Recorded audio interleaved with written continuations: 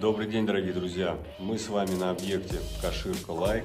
Я занимаюсь прокрашиванием второго слоя уголков для перемычек. Сделано это для того, чтобы не оставлять ни капельки ржавчины, чтобы потом она не выступила на штукатурке. Использую я для этого вот такую краску. На объект у нас завезен блок. Здесь все необходимые нам инструменты.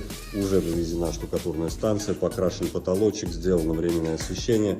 Сейчас проверяем, делаем трассировочку. Как всегда, все по полной технологии.